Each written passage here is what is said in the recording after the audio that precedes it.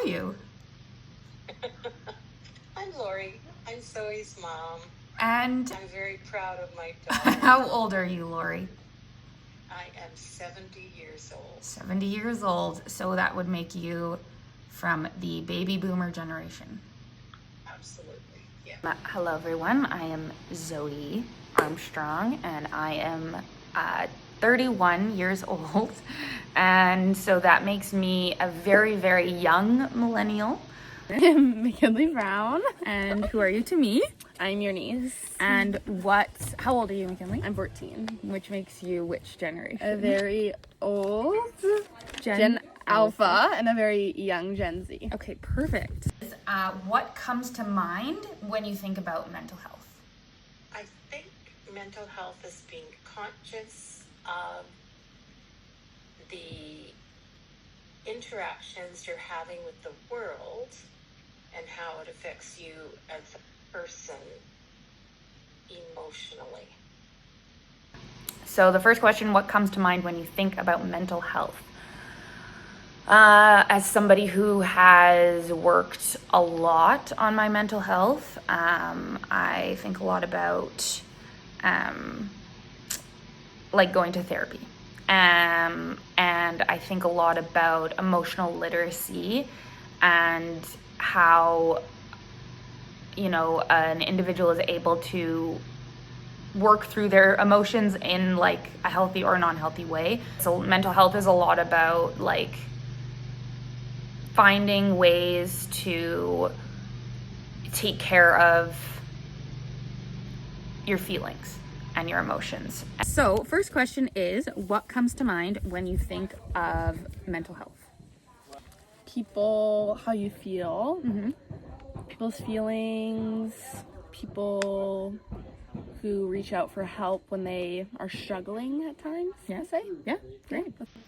Next question is, how do people in your generation or in your like community talk about emotions?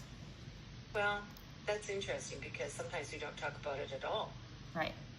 Because it certainly was not something that was talked about as I grew up.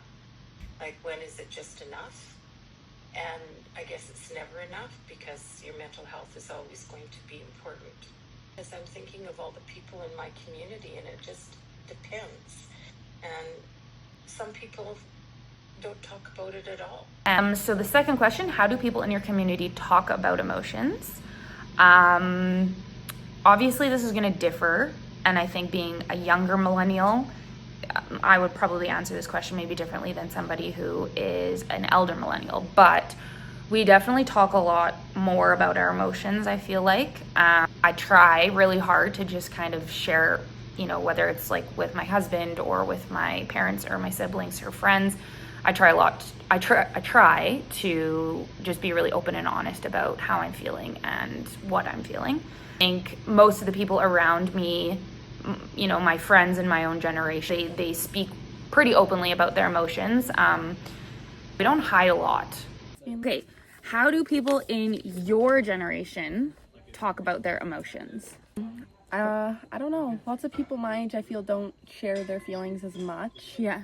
They're very closed off, don't like to talk about their feelings as much because I think it's more normalized by social media to feel okay all the time. Right, okay, but, yeah. So I feel people just like don't want to reach out for help if they are feeling sad or upset. Yeah. Because they just want everybody to think their life is perfect. How it like appears. Yes, okay. Exactly. Okay, nice. And last question is, what kind of supports do people in your generation seek out for their mental health?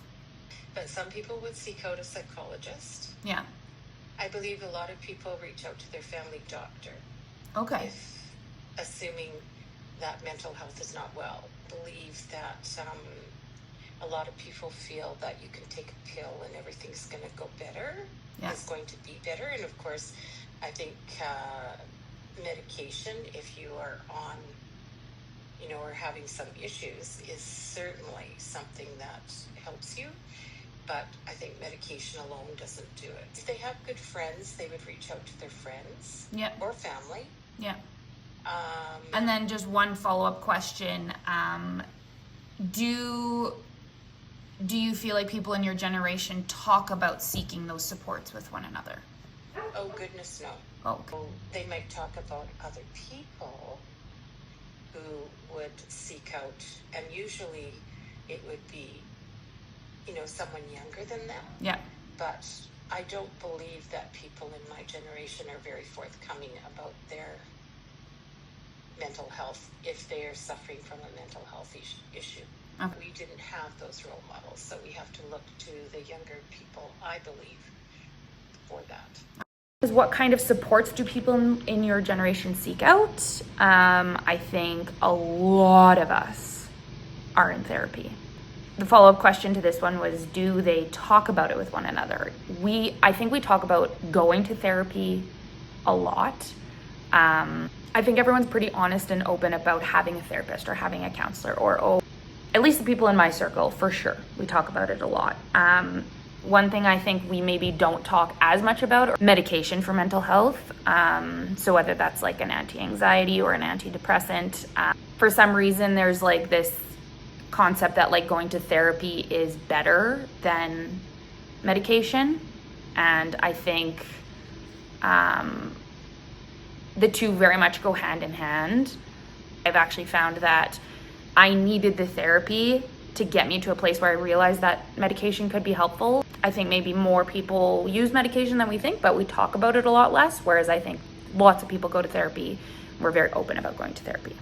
What kind of supports do people in your generation seek out, like if they felt like they needed support with their mental health? Usually parents, teachers, friends, their therapists, counselors, older people that they can trust.